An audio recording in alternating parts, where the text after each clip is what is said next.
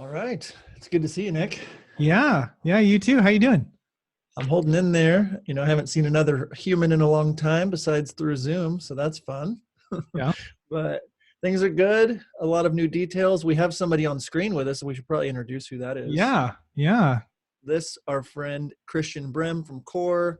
Core, one of our main sponsors of the How to Film Weddings podcast. They do it all for us with our bookkeeping, our taxes, their CPAs, they help a ton with our financial services. So if you haven't checked them out, we're going to reference the link a lot, but howtofilmweddings.com/core. We're going to be talking a lot today about the things that are going on with the government, the programs that are available, the grants, kind of debunk some myths and have Christian answer some questions. So without further ado, Christian, how are you doing? Say hello to the How to Film Weddings community. Hi, guys. Great. Thank you for having me on. I'm excited. This is my virgin appearance on Facebook Live. So thanks for sharing it with me.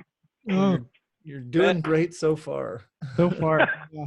Yeah, I'm pulling this up now that it's live in the group, Nick. So let me get that going here. Yeah, if you're watching this on live, make sure to just say hello. Where you're watching from, that kind of stuff, so we just know who's in the chat and who's doing that. If you have any questions for Christian over at Core, about anything with kind of the PPP, getting money, your quote unquote free $10,000 that everyone thinks they're going to get, any of that kind of stuff. If you have any questions, drop those in and we'll be sure to cover those. So, yeah. I mean, if you're like anyone out there in the world, we've all been kind of watching the news every day, kind of trying to keep up with what we can do. Weddings are pretty much at a standstill, besides groups of, 10 or less in most parts of the entire world. So there's a lot of craziness going on. The crazies have come out. We sit behind our computer all day and talk on Facebook. And so we know that there is a lot that is going into this new stimulus stuff that's going on. So we wanted to bring an actual professional on and answer questions. We posted a thread earlier for questions about this subject, but we want to be as big of a service to you as possible. So if you have a specific question for Christian, we're going to try to get through all of them and answer them today. So a conversation that's like a bummer to be having, but I'm happy to have somebody in our corner that knows what they're actually talking about. So thank you so much for being on, Christian. It means a lot because I know you're busy. Well, you bet. Yeah. So I guess, Nick, I'll just jump into some of these questions that we have to start out with. Sure. For those of you that are just joining Christians with Core, howtofilmweddings.com/core will link you to everything that they offer for you during this time. The first question comes from Tyler Carlson. He says, I keep hearing about companies getting $1,000 per employee. Is this consistent or does it depend on what type of business you have? What if you are self-employed with a partnership LLC? So, Christian, do you have any thoughts on that? Right. So there are a couple of pieces of legislation that have been passed in the last 30 days. The first one probably doesn't apply to most folks because it just applies to people with employees. So we can reference that if you want, but it was basically the Family's First Coronavirus Act, which had to do with medical leave, mandatory medical leave for people that were sick or exhibiting symptoms or caring for people that were sick or school was out, etc. But that's just for people with employees. 2 weeks ago, which it seems like it was a lot longer than that, they passed the CARES Act, which has two elements in it that are loan related. So the SBA, the Small Business Association, Administration, sorry, not association, is a part of the government that its main job is to facilitate small business credit. And they normally do that by guaranteeing loans. they have a separate segment that handles disaster areas. So, Hurricane Katrina comes in, people have property damage, businesses have property damage, economic loss because they can't open, etc. They have a program that's been in place a long time to provide low interest, long-term loans to businesses to weather those disasters. Well, this is the first time that we've had a disaster declared the entire country. And so basically all businesses are now eligible for this program that before was usually just a small area, wherever there was a disaster. So these loans, and they're called disaster recovery loans. They're also, you'll see them referred to as eidl, which is economic impact disaster loan. Those have been in place. They're loans directly with the SBA, so you don't go through a bank. And I'm going to get to the 10,000, I swear. So these loans, the SBA determines how much you're eligible based upon this secret sauce that only they know. But basically, it's depending upon how your business is affected, how your business's ability to repay the loan, and those loans can go up to 30 years.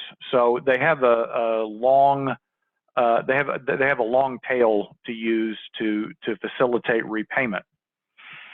So the CARES Act added this little provision that said, if you apply for one of these disaster recovery loans or EIDLs, the SBA must advance you $10,000 within the first 3 days as an advance on the loan. And if you don't take the loan for whatever reason, that becomes a grant to you. That's all the law said. Okay.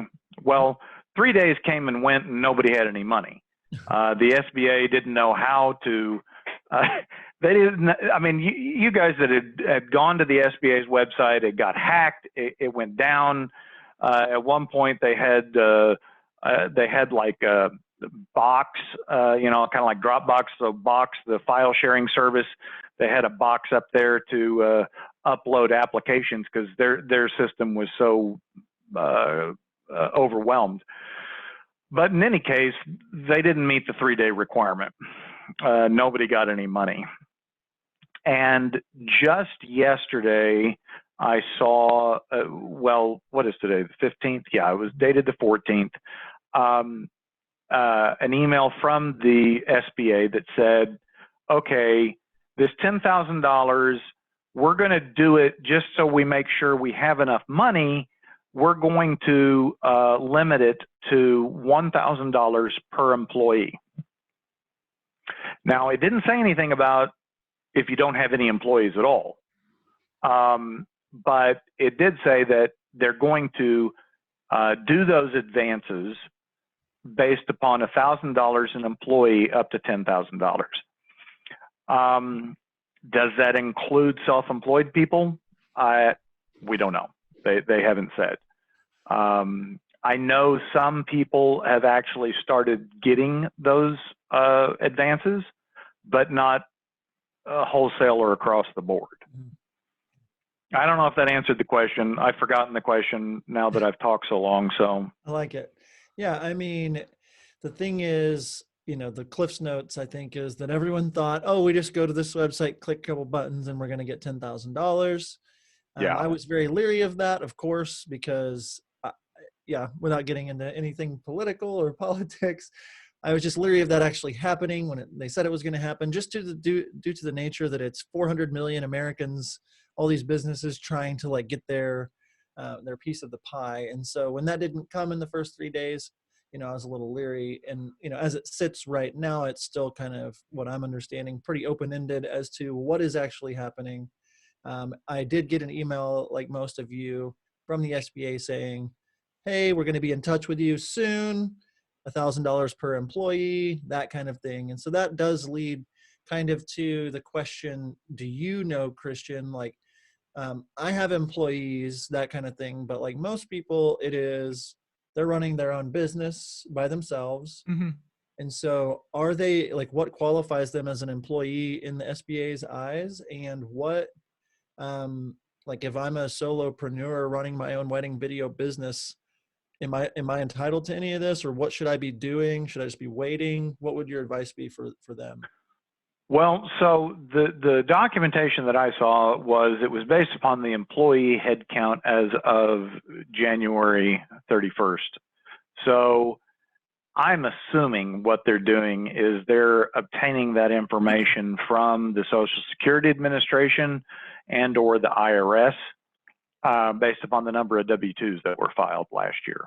Mm-hmm. So as far as doing anything now to fix it, I don't think there is anything you can do.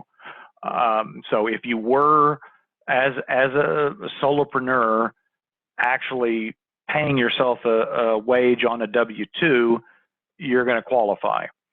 For those that are filing a Schedule C and are just self-employed, probably not, but I kind of read between the lines that I think they're going to give everybody $1,000, but I don't know that for sure. The second part of that is so, okay, what does the actual loan look like? So this is an advance on the loan. Mm-hmm. The loan program is not fully funded, and that's one of the reasons why they limited this $10,000 to everybody. They have a staff of 80 people to handle this on a normal basis, and right, and so now they've got all of these applications and no way to process them. So as far as getting through and processing them and determining how much you're going to get and actually getting money, they're going to have to hire some contractors or something, because I don't see how they're going to get through all that paper. Mm-hmm. Yeah. And so, I mean, if you're putting yourself in the shoes of, the people that are trying to process all of this, it's like the whole world's on fire. Everybody needs money. The government has approved trillions of dollars. People want a little piece of that, and everybody's freaking out. Like it's kind of what seems like is going on. And they're trying to get through as many of those applications as possible, as quickly as possible. They're basically just stamping papers as quickly as they can, trying to get people their money and approved, but they weren't set up for obviously a global pandemic. They were set up for a hurricane to hit, or a tornado, exactly, or an earthquake, or some kind of a disaster or terror. That kind of thing is what they're set up for.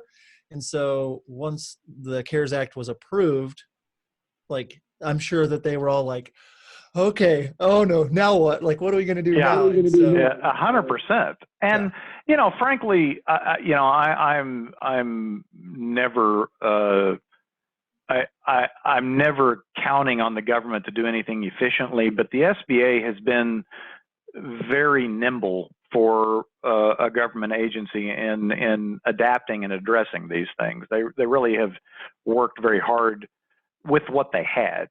Yeah. Yeah, that's very true. Yeah. So if you are a solopreneur, you're going to have to wait to kind of see what comes out in the next few days or weeks based on, if you're just filing a Schedule C, or and Christian is saying he thinks, as he's reading between the lines, that you're going to get at least $1,000 advanced once your name in the huge pile that's millions of people high gets processed. Mm-hmm. They'll start sending out some of that money. Yeah. Now, the one of the alternatives that for the solopreneur is there is a tax credit in the CARES Act that is available for employees, but it's also available for self-employed. So that's a credit that you can apply to your taxes, and in some cases you can actually get a refund or an advance on that credit from the IRS by filing a form. So even the solopreneurs, there's options and opportunities to get money now besides the loans. Mm-hmm. Okay, cool. So another question. So if you want help, figuring out if you should file, what you should file for which loan or whatever, whether it's the EIDL stuff with the SBA or the PPP, can CORE help us out with that if we need help filing out that? So that's question one. And then kind of with that, after the filing has been or let's say we work with you to do the filing and all that stuff, like how long, like what's the process look like? How long until, we hear something, that information? Great question. So the EIDL is directly with the SBA, a loan with the SBA. We have partnered with an SBA, what they call an SBA intermediary, who is a non-bank agency. So they represent and work with multiple banks to do SBA loans on a regular basis. And this is a Alliance Underwriting, a company that we have actually used in the past. So they're not new. They've been doing this about 15 years. So they can do an EIDL application. So you can go to the SBA website and fill in the application on your own, or Alliance can submit that for you. They have a back door to get your application in, so in case the SBA's website is down, but it doesn't necessarily put you anywhere different in the line. So you're still going to be in the line wherever you are. On the Paycheck Protection Program, those loans are with actual banks, SBA approved lenders. We can also facilitate those, and I say we, I'm talking about Alliance, will facilitate it. We'll help you with getting the documentation together.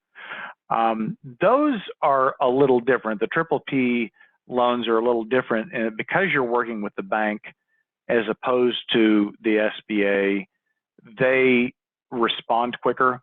We've already seen PPP loans funded, actual businesses getting their cash. I don't know how much your listeners follow it, but the statistics the SBA released yesterday.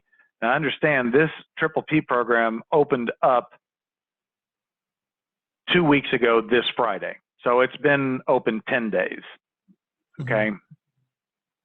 They'd already funded $250 billion of the 350 that had been allocated. Most of that was not to small businesses. The business definition was 500 or fewer employees. Well, you and I both know that if you've got 400 employees, I wouldn't call that a small business. But so, those people have already got their loans because they got ahead of the line because the banks put them ahead of the line. I mean, that's just the bottom line. So what we've seen is a lot of people that are trying to get PPP loans for $3,000, $4,000, $5,000 are having trouble finding a bank that will give them the time of day, because the way the fee structure is with the SBA, there's no fee to the borrower. The SBA actually pays the bank a fee based upon the size of the loan. Well, the percentage is 5%. So if you've got a $6,000 loan, the bank's going to get $300 for doing that loan. There's not a lot of incentive for them to step up and do those first. And a lot of banks aren't set up to do it in the first place. So that's where we see a lot of people struggling with getting funding, is those smaller loans. That's definitely, I think, and it feels it's funny, like it's been a month since this has all really started. And it Mm-hmm. feels obviously like 60 years or something at this point. Mm-hmm. But, you know, Yeah. obviously when everything is running well, it feels as though a lot of government agencies take a lot of extra time to get things done. Efficiency isn't necessarily the number one priority. Um, to not go too far into that, but like now with all of this added to it, you know, the banks are going, you know, getting approved to send out this money backed up by the SBA. They're going to, I mean, if you're going to loan out, you know, $6 million or $6,000 and they still get that same 5%, the incentive for them would be, let's go ahead and take that $50,000 instead of that $500, you know. Yes. And that's exactly what happened. And it's something, frankly, I'm pissed about. I've been very vocal about it on social media that this is not working the way it was sold. But frankly, it doesn't surprise me that it worked out the way it did because, you know, I mean, it's the law of unintended consequences. Sure. So as wedding videographers, wedding photographers, small business people, you know, most of us at this point have submitted on the SBA's website or like applied for the triple P. What is your advice for us if we've done that? Should we be thinking that we're actually going to get some of this? Should we be keeping employees on? Should we, like, what kind of advice are you giving to people that are out there that are just kind of in limbo waiting? Great question. So the very first blog post I put up on the triple P was, okay, I've got this loan and I can use it to continue to pay my employees, but I don't have any work. So what good does that do me as the business owner? You know, Right. okay, I get a loan. I can pay my employees for 8 weeks. I don't have any money coming in. At the end of the day, I've done all this work and I haven't really benefited at all. I've just got money to pay my employees. You know, and that's the reality. And some people may want to do that because that's the way they feel about their employees. You know, I think the smartest thing, even if you haven't done it yet, there's still time, is to come up with a contingency plan for your finances and say, this is when I have to do X, Y, and Z, whether that's fire an employee, stop marketing, you know, whatever.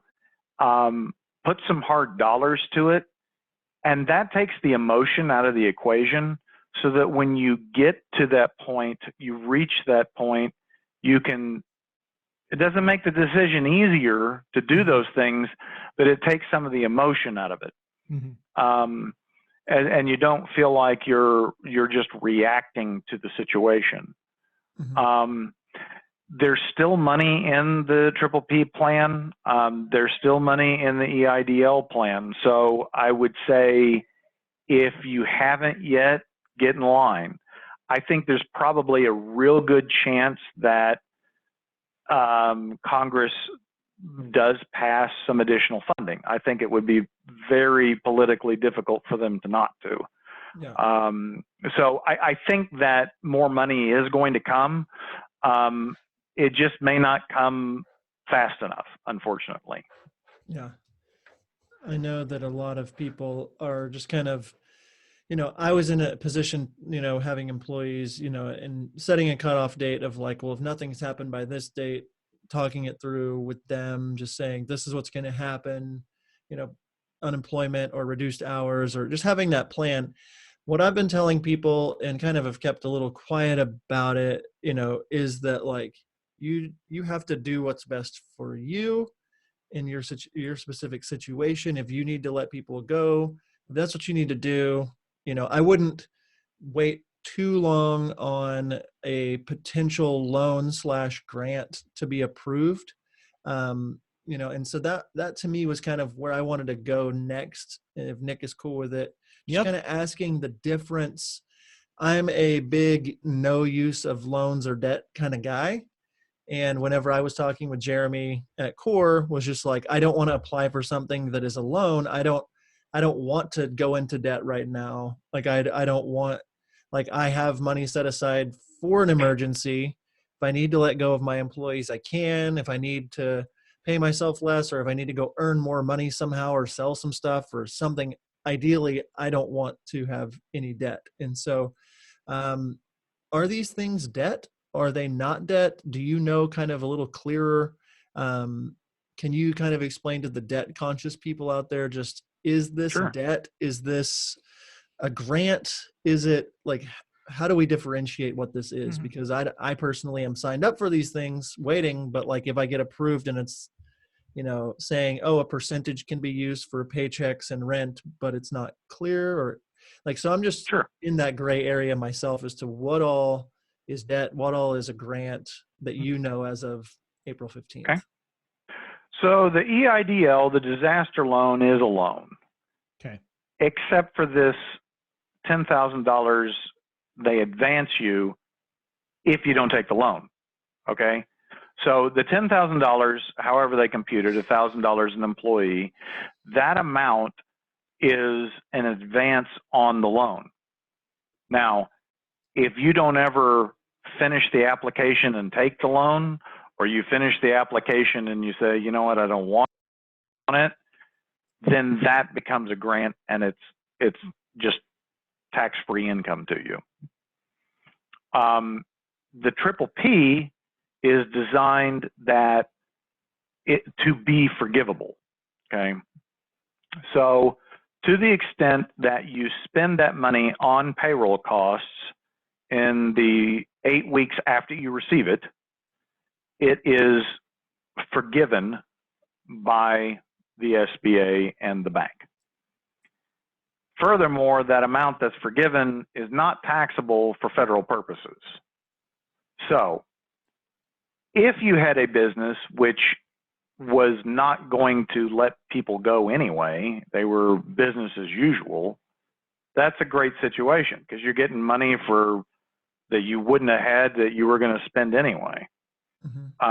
In your situation where you're not necessarily doing anything and don't have work for the employees, that gets into that situation of, like I said, well, you get the loan, you spend it on your payroll, it gets forgiven, you're basically made whole, but you don't really have any benefit from it other than you paid your employees. Sure.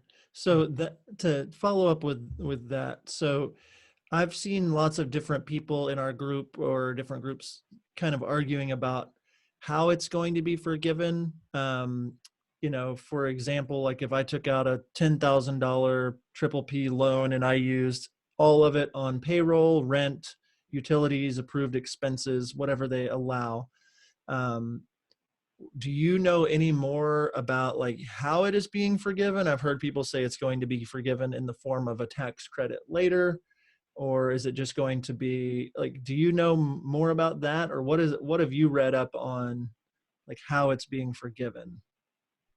So I've read the SBA regulations. They're interim final. They're not final, but they're interim final. Right. So they could change, but basically it lays out what you as the borrower have to provide the bank to document what you spent it on. The bank then forgives that amount and gets repaid by the SBA. Okay. So the mechanics are you actually would not make any payment to the bank. Got it. It would not be a credit against your income taxes. Now, there is a separate credit for self-employed and for employers that has nothing to do with the Triple P program that was in the CARES Act, but that's not how the Triple P works. Got it. Okay. Something in our chat, Dave Williams asked the question, did you say that the PPP money is tax free? So we don't have to pay taxes on that if we get it? Well, any loan is tax-free, right? So from a tax standpoint, when you get a loan, that money is not taxable. And when you pay it back, it's not taxable. So the interest is deductible for taxes, but the principal coming in and going out is not taxable. To the extent that the loan is forgiven, that is not taxable at the federal level. State, it kind of gets murky, and it would depend upon your state. And frankly, at the state level, that hasn't been resolved in a lot of states. So don't have an answer. But federal, it is not. So what you're saying is, if I take the PPP loan and I pay my employees, and then under normal circumstances, I would have to pay taxes on that stuff. Is that kind of the stuff that I'm paying the employees? I'm sorry, I'm not understanding. No, that's fine. Yeah. So let's just take a normal. Let's throw the PPP out. Okay. You went to the bank and borrowed money to pay your employees because you had some future work that you knew you were going to get paid on. They write you a check for $10,000. You put it in your account. That's not taxable. Correct. So you go and you pay your employees, then you get paid, and you put that money in your bank and you pay the bank back. Mm-hmm. That's also not taxable. Okay. You don't get a deduction for it, but you don't have to show it as income when you get it. Okay. That's a normal bank loan. The PPP is, so normally, if you have a loan forgiven, like if you declare bankruptcy and your mortgage gets forgiven, that is, or your car loan gets forgiven, that in a lot of circumstances is considered taxable income to you. So the Congress in the CARES Act specifically said this forgiveness of loan is not taxable. So they spelled it out right there in the law. So that's if the loan gets forgiven, we don't owe taxes on it. Correct. Okay. There you go. Hope that answers your question, Dave. And then Ashley P said, and I think you said it was January 31st, but is there a cutoff date for employee status? We brought on 2 payroll employees on March 1st, anticipating the wedding season from April to December. So this is kind of a gray area in the regs, and I think what it's going to boil down to is what the lender will do. The gray area is there's a set period to look at to determine the payroll expense amount. But then they also say, well, but if they have a situation like you're referring to where we're just now hiring employees for the first time, you can compute it based upon that, but you've got to have documentation to support it. So I would say, the intent of the law is to help people continue to pay their employees. And I would say that you just need to find a lender that will take the documentation that you had employees and you're continuing to pay them and compute it that way. So that's a long answer for I'm not sure. Yeah. Mm-hmm. I mean, I think a lot of people just feel lost in this situation. Mm-hmm. Of course, we're sitting here, we want to work, we want to go do our job. We're being forced to not do our job. We've been told to get in line. We've applied for these things. We're seeing our bank accounts, dwindle, Mm-hmm. and we don't know. There's uncertainty of when we can even get back to work, and so Mm-hmm. I think that, one of the main reasons we wanted to have you on is just to clarify some of the things that are out there from a pro that is looking at this all the time, and reading these long, things on the SBA's website and these articles and the legislation. And, the government, especially in the United States, to be able to pull a bill off like this that quickly is unprecedented for what it was. And, I do think the heart of it is, how can we help people, help them fast? We have to keep this economy going and stimulate it. But there are so many unanswered questions still, because it's trillions of dollars being put into the economy. And so it's been 2 weeks, and so Right. it feels like forever, but yeah. Well, the passage of time is so compressed, right? So I was actually working on some of this documentation this morning, and I was like, I already answered this question for myself last week, but I'm inundated with so much information that you just start questioning yourself. Like, wait a second, is that, because normally you have longer to absorb it, right? And now it's just compressed into this 2-week period, and then they say, well, we're going to run out of money, and so everybody is like, I got to do something now. So I totally understand that frustration. Yeah. If somebody's out there and they are just trying to, like, I know whenever I was trying to look through the websites and all that, like being able to reach out to CORE to help me out, that was huge for me. You guys were able, since you do my taxes and have all my forms and everything, I just said, hey, I want to sign up for these things just to, to see if I get approved, to get in line. I can make a decision on what that is at a certain point. If I do get approved for something, if I know that it's forgivable, I'll take it. If not, but having someone in my corner, especially during these rough times, is so, so important. So if somebody is out there and they're like, hey, is CORE available for me? Who all do you service? Who is the right person, if they're listening or watching this, who should be reaching out to you? Sure.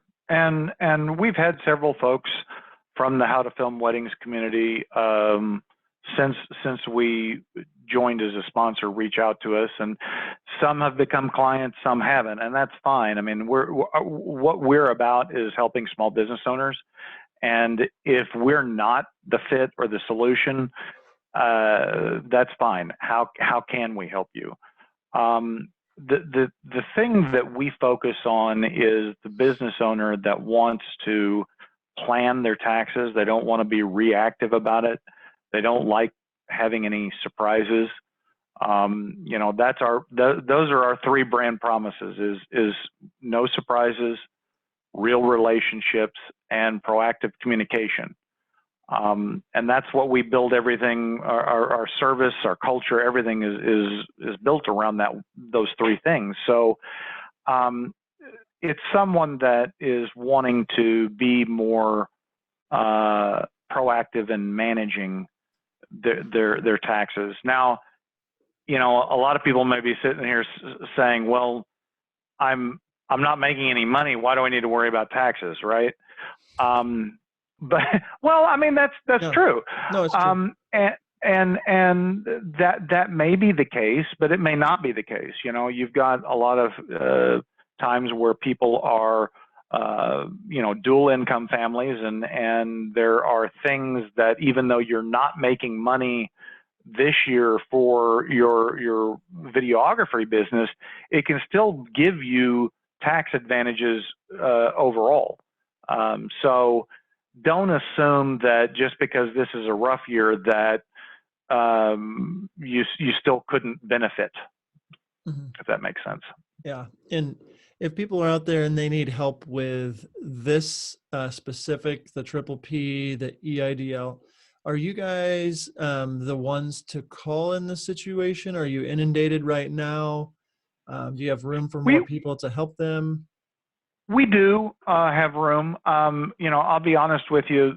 The week that this came out, we had, we normally talk to anywhere from 5 to 10 people a week. 2 weeks ago when this came out, we talked to 30. So and the fact that the lenders were still trying to get their shit in order. And so last week was trying to drink through a fire hose and figure out exactly how this was all going to work out. Now we've got it figured out. The lenders have got it figured out. So we have the capacity to take care of some new folks. Gotcha. And if you're listening and want more information from CORE, we made it easy. howtofilmweddings.com/core.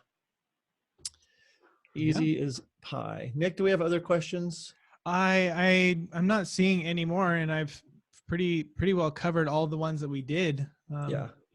Come in. So, man, Christian, thank you so much for hopping on. Do you have anything? You else bet. you want to add? And yeah, I just want to add, we have a banner on our homepage that'll take you to our COVID page. It's got a summary of all of the things. I worked very hard to give enough information, but not be overwhelming. So take a look at that as a resource to see what is available, especially on these tax credits if you don't want to do the loan. And our chat, reach out with questions if you've got them. We man that during normal business hours. We'll be happy to answer your question if we can. Yeah, that's awesome. Great. Well, everybody that's out there watching this video, this is an update for this week. Things are changing, so stay tuned as things progress. But that's what we know so far. Definitely reach out to CORE. Thank you so much, Christian, for being on. I know Nick and I wouldn't know what to do without CORE. Definitely. Thank you, guys. Appreciate it. All right. Thanks, everyone on Facebook. We will talk to you soon. All right. See you guys.